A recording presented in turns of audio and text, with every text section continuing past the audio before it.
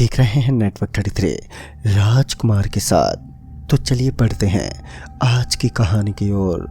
दोस्तों, सुनसान पड़ी सड़क के ऊपर से गुजरने वाली ठंडी ठंडी हवा का झोंका मेरे शरीर को छूने के पश्चात मुझे एक अलग ही अनुभव का एहसास करा रहा था। उस अंधेरी रात का खौफ आज भी मेरे दिल के अंदर बरकरार है, क्योंकि इस घटना को याद करने के बाद मेरा शरीर मानो एक पल के लिए सहम उठता है। दोस्तों, मेरा नाम राज है और मैं एक प्राइवेट जॉब में कार्य करता हूँ। उस साल मैं नई जॉब के सिलसिले में कानपुर आया हुआ था। कानपुर जो हमारे करीब पड़ने वाला सबसे बड़ा शहर है, जहाँ पर मैं अपनी जॉब के ज़रूरी काम की वजह से वहाँ के मशहूर मोहल्ले दरोगा में था, क्योंकि हमारी उस कंपनी के बॉस ने कुछ कर्मचारियों को उसी जगह के लिए इनवाइट किया था। खैर, कुछ देर के बाद ही मुझे पता चला कि आज के बाद हम सभी कर्मचारियों को इसी जगह पर काम करना है। उस जगह पर एक छोटी सी ऑफिस बनी हुई थी और उस ऑफिस में हम सभी के साथ साथ हमारे उस कंपनी के बॉस भी काम करने वाले थे, जो हमारे लिए काफ़ी चिंताजनक बात थी, क्योंकि अब हमें बोलने तक का भी मौका नहीं मिलने वाला था। उस दिन तो हम सभी को काम नहीं करना पड़ा, लेकिन दूसरे ही दिन सुबह के लगभग 7 बजे मैं उस कड़कड़ाती ठंड से बचने के लिए अच्छी तरह कपड़े पहनकर अपनी पुरानी बाइक पर सवार हुआ। लेकिन आज बाइक स्टार्ट होने के मूड में नहीं थी, क्योंकि मेरी काफ़ी कोशिशों के बावजूद भी बाइक का इंजन स्टार्ट तक नहीं हो पाया। जब मुझे लगा कि अब पुराने इंजन का स्टार्ट होना नामुमकिन है, तो मैं उन कागजी पन्नों से भरे उस बैग को लेकर बस स्टैंड की ओर चल पड़ा, क्योंकि इसके अलावा मेरे पास कोई रास्ता भी नहीं था जिसकी वजह से मैं कानपुर पहुंच जाऊं। खैर, जब मैं बस स्टैंड के पास पहुंचा तो मुझे अपना करीबी मित्र राजू दिखाई पड़ा, जो अपनी कार के साथ ही था। लिहाजा मैं जल्दी से उसके पास पहुंच गया तो उसने बताया कि वो भी कानपुर से होते हुए अपनी ऑफिस की ओर ही रवाना होने वाला है। फिर क्या था, मैं भी उसके साथ ही उसकी गाड़ी में सवार हुआ और आपस में बातचीत करते हुए हम दोनों उस सफ़र को काटने में जुट गए। हम दोनों काफ़ी दिनों के पश्चात एक दूसरे से मिले थे और उसके बाद बातों ही बातों में राजू ने भूत पिशाच का जिक्र करना भी शुरू कर दिया। कुछ ऐसी अनसुनी बातें जिन पर मैं कहाँ यकीन करने वाला था। उसने मुझे भूत प्रेत से जुड़े काफ़ी ऐसे तथ्य बताए जो हर किसी को मनगढ़ंत लगे। फिर मैंने उसकी बातों को काटना बिल्कुल भी सही नहीं समझा और उसकी बातों को गौर से सुनने लगा। बातों ही बातों में उसने मुझे इस रास्ते के बारे में कुछ पैरानॉर्मल बातें बताई, जिस पर यकीन करना बेहद ही मुश्किल था, क्योंकि उसने मुझे बताया कि आज से लगभग 3 महीने पहले एक बस जिंदा ज़मीन के अंदर समा गई थी।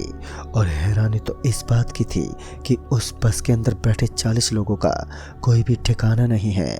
आज तक यहाँ की पुलिस इस रहस्य को सुलझा पाने में सफल नहीं हुई। मैंने तो पहली बार इस हादसे के बारे में सुना था, जो सच में अविश्वसनीय था। खैर, उसकी बेतुकी बातों से मुझ पर कोई असर नहीं हुआ और मैं अपने मन ही मन सोचने लगा कि क्या सच में यहाँ कोई बस दफन हुई है। थोड़ी देर के बाद हम दोनों कानपुर में दाखिल हुए। इस समय सूरज निकल चुका था, जिस कारण ठंड से काफ़ी राहत भी मिल रही थी। फिर मैं अपने दोस्त को वहीं छोड़कर वहाँ से सीधा अपने ऑफिस की तरफ निकल पड़ा। ऑफिस पहुँचने के तुरंत बाद ही मैं अपने काम में लग गया और आज काम भी कुछ ज़्यादा ही था, क्योंकि इस नई जगह पर सब कुछ इतनी जल्दी सेटल करना आसान नहीं था।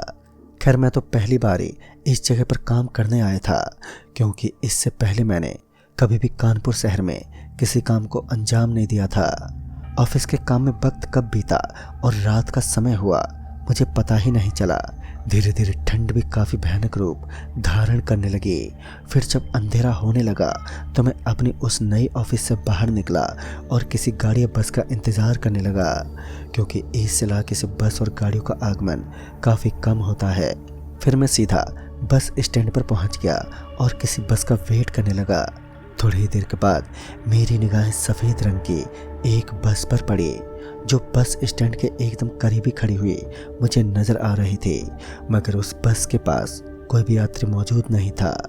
मैं ये देखने के लिए उस बस की तरफ चल पड़ा कि आखिर वो बस खाली है या फिर उसमें कोई यात्री बैठा हुआ है।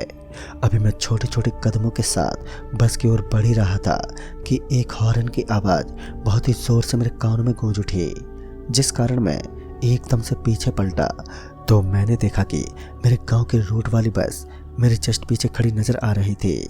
मैं बिना ध्यान दिए सीधा उस बस की तरफ चल दिया और जाकर मैं बस में बैठा। मैंने बस की विंडो से उस सफ़ेद कलर वाली बस की ओर ध्यान दिया तो मैंने देखा कि उस बस के अंदर अब काफ़ी सारे यात्री बैठे हुए दिखाई दे रहे थे। मैं सच में एक पल के लिए हैरान रह गया, क्योंकि कुछ देर पहले तक तो वो बस मुझे एकदम सुनसान नज़र आ रही थी। अब वह बस पूरी तरह यात्रियों से भर चुकी थी, मगर पता नहीं क्यों उस बस के अंदर मुझे काफ़ी अजीब अनुभव महसूस हो रहा था। और बाद में मैंने इस बात पर कुछ खास ध्यान नहीं दिया और बस की सबसे पीछे वाली सीट पर बैठकर आराम से सफ़र को एंजॉय करने लगा।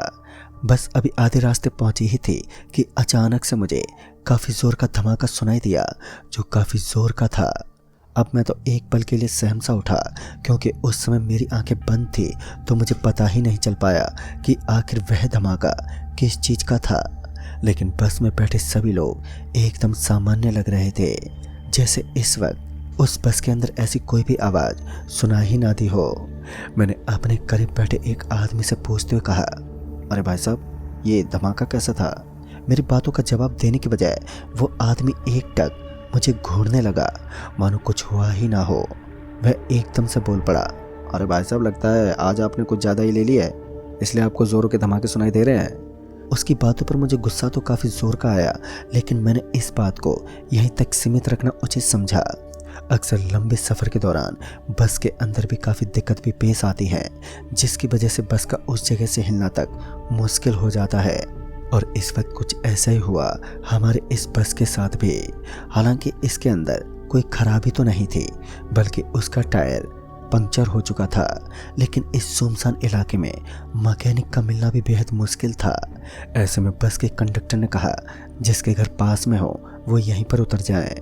रात के लगभग 8 बजे हुए थे और मेरे घर की दूरी भी इस जगह से करीब 4 किलोमीटर की थी, जो ज़्यादा नहीं थी। और जब उस बस ड्राइवर ने बताया कि अब बस को चलने में काफ़ी देर लग सकती है, और उसका बड़ा कारण था यहाँ काफ़ी दूरी पर पड़ने वाला मैकेनिक, जिसके पास पहुँचने में समय लग सकता था, फिर मैं ये सोचकर बस से नीचे उतरा कि ज़रूर मुझे कोई ना कोई गाड़ी या बाइक मिल ही जाएगी।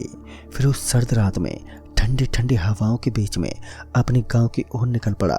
हालांकि अब तक मुझे सब कुछ एकदम सही लग रहा था कि पीछे की ओर से आने वाली हेडलाइट्स की रोशनी ने मेरा ध्यान अपनी तरफ आकर्षित कर लिया। और जब मैं अपने पीछे की ओर पलटा तो मुझे सफ़ेद कलर की बस आती हुई दिखी। मेरे मन में अब काफ़ी विचार थे, लेकिन उसका जवाब नहीं था। खैर, मैंने उस बस के आगे अपना हाथ दिखाया और वो बस मानो मेरे लिए ही उस जगह पर पहुंची हो। बस के दरवाजे पर उस बस का कंडक्टर खड़ा हुआ दिखाई दे रहा था। उसने मुझे अंदर बैठने का इशारा किया। पहले तो मैं उस बस में बिल्कुल बैठना नहीं चाहता था, लेकिन बाद में मैंने इस कड़कड़ाती ठंड से बचने के लिए बस में सफ़र करने का विकल्प चुना। मुझे आज भी अच्छे से याद है कि जब मैं उस बस के करीब पहुंचा था तो उसी समय से मुझे काफ़ी भयानक बदबू का सामना करना पड़ रहा था, जिसे सूंघने के बाद मेरा जी घुटने लगा, मानो ये बदबू किसी सड़े हुए मांस की हो। मैं ना चाहते हुए भी बस के अंदर तक पहुंच गया और फिर चारों ओर देखने लगा तो उस बस के अंदर बैठे सभी यात्री एक चुप्पी साधे हुए बस के अंदर बैठे हुए थे। इसके बावजूद पूरी की पूरी बस यात्रियों से भरी हुई थी। बस फिर से चल पड़ी और मैं भी वहीं पास में पड़ी एक खाली सीट पर बैठ गया। अब उस भयानक बदबू का आना भी लगभग खत्म हो चुका था। मैं उबासियां लेता हुआ विंडो के बाहर की ओर देखने लगा, लेकिन तभी मेरा हाथ किसी गर्म चीज़ के अंदर धंस गया। मैंने अपनी निगाहें तुरंत ही उस तरफ दौड़ाई तो मैंने पाया कि वो काली काली मिट्टी थी, जिसका ढेर उस बस के अंदर काफ़ी दूरी में फैला हुआ था। फिर तो मानो दहशत मेरी रंगों में दौड़ने लगी, क्योंकि फिर मेरी नज़रें पहली बार उस बस के ड्राइवर पर पड़ी तो मैंने देखा कि उस बस का ड्राइवर एक कंकाल था, जो लगभग पूरा का पूरा उस मिट्टी के अंदर धंसा हुआ था। उस ठंड की रात में भी मेरा गला सूखने लगा और ऊपर से बस का दरवाजा भी बंद था। फिर मैंने एक बार के लिए पूरी बस का माहौल देखा तो मेरा पूरा बदन एकदम से सुन्न पड़ने लगा, क्योंकि उस बस में सवार सारे यात्री कंकाल बन चुके थे। मुझे तो समझ ही नहीं आ रहा था कि इस वक्त मुझे क्या करना चाहिए। पहले तो मैं अपनी सीट से उठा और फिर उस बस के दरवाजे तक पहुंच गया। तभी मैंने अपनी आंखें सामने की ओर गड़ाई तो मुझे अपनी मौत अपनी आंखों के सामने साफ साफ दिखाई देने लगी, क्योंकि सामने गांव की गहरी खाई थी जहां गांव के लोग अक्सर कचरा डालते थे। खैर सही मौका मिलते ही मैंने पूरी ताकत लगाकर बस का दरवाज़ा खोला और तुरंत ही मैं बस से नीचे कूद गया। फिर वो बस कहाँ गई मुझे दिखाई नहीं दिया और मैं वहीं बेहोश हो गया। फिर जब मुझे होश आया तो मैंने अपने आप को अपने घर पर लेटा पाया। दोस्तों आज भी वो बस मुझे अपने सामने दिखाई देती है। काफ़ी लोगों का मानना है कि यह वही बस है जो 3 महीने पहले ज़मीन में धंस गई थी, लेकिन भगवान का लाख शुक्र है कि उस दिन मैं अपनी जान बचाने में किसी भी तरह कामयाब रहा। तो दोस्तों इस कहानी में बस इतना ही। कहानी आपको पसंद आई हो तो लाइक शेयर ज़रूर करें और साथ ही हमें कमेंट बॉक्स में ज़रूर बताएं। तो मैं आपका दोस्त राजकुमार जल्दी ही मिलूँगा ऐसी ही एक और नई कहानी के साथ। तब तक के लिए बाय एंड टेक केयर।